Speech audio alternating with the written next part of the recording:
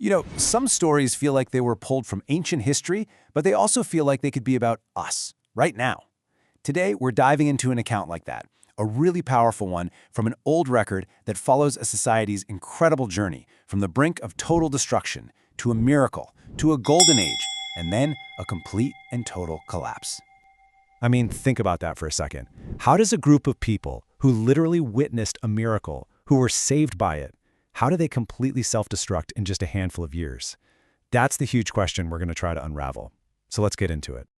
All right, so let's set the stage. Our story kicks off in the 92nd year of a new calendar for a people called the Nephites. And things are tense. Society is split right down the middle. You've got believers holding on to a prophecy, and then you have this other, really powerful group of unbelievers who are just done waiting.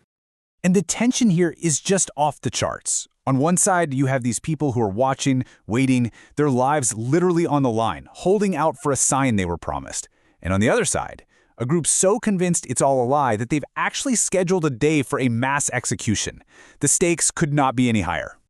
So with that deadline looming, their prophet, a man named Nephi, is just pleading for his people. And he gets this direct, divine promise. Don't worry, tonight the sign will be given. It was a message that the Son of God was about to be born. I mean, this was their last hope, right up against this deadline of death.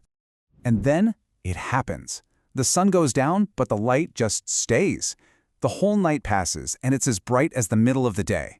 The record says people were so stunned, they just fell to the ground. It didn't matter if you were a believer or not. That big, scary plan for an execution, it was completely stopped in its tracks. In that moment, everyone knew the prophecies were real.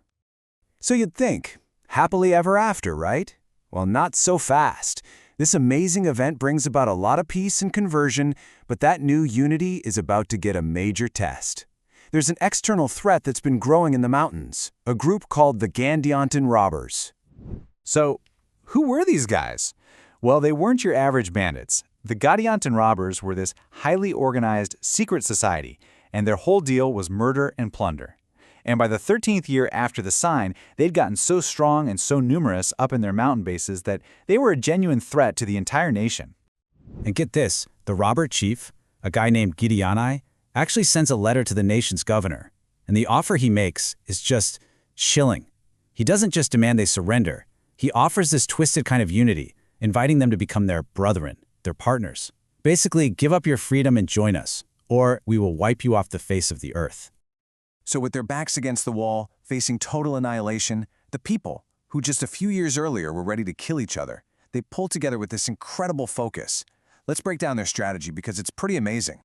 The governor, Lachoneus, comes up with this wild but brilliant plan. First, they evacuate the entire country. Everyone, men, women, children, all their animals, all their food, they all gather into one single super fortified place. They put a prophet, Gidgiddoni, in charge of the military, and this is the key part, they stockpile enough supplies to last for 7 years. But here's the thing, the people were fired up. They wanted to go on the attack, take the fight to the robbers in their own territory. But their general, Gidgiddoni, he says no. He orders them to follow a patient, defensive strategy. We wait for them to come to us. So you've got the leadership overruling what everyone wants to do in favor of a much tougher but smarter plan. And all that discipline, all that patience, boy, did it pay off. It leads to this massive victory, and then to a golden age of peace and unity that was unlike anything they had ever seen before. It worked like a charm. The robbers came down from the mountains, but all they found were empty cities and empty fields. With nothing to steal for food, their armies just started to fall apart. And the Nephites, safe and sound inside their fortress, were eventually able to crush the starving invaders. The threat was completely, totally gone. So after all this, the society hits its absolute peak. The record says, and this is amazing, that there wasn't a single person who doubted the words of the prophets. Not one. They had seen a miracle. They had survived a massive war. And now they were perfectly united. But this is where the whole story takes a tragic turn. How does a society that's at the absolute pinnacle of peace just unravel? Well, it happens unbelievably fast, during a period that the record kind of calls a great forgetting.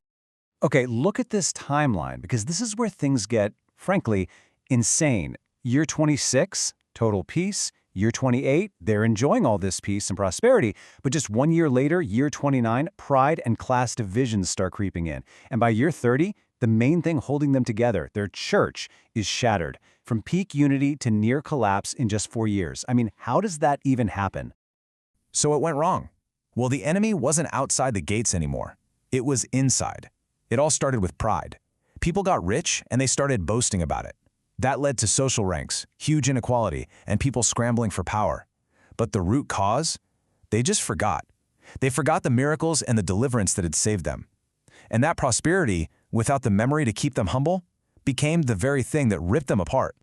And once that rot sets in, it just spreads like wildfire, leading to the absolute destruction of their government and their entire social structure. The elites, the powerful people, the lawyers, the high-up officials, they start forming these secret groups to protect their own interests. They decide they're above the law. And this all comes to a head when they publicly assassinate the chief judge right on the judgment seat. And with that single act, the government is gone. I mean, just look at the difference here. The before and after is just night and day. In only 2 years, they went from a united government to total anarchy. They went from being one unified people to being fractured into all these little tribes based on family and friends. And they went from universal faith to widespread wickedness, so bad that they started kicking out the prophets.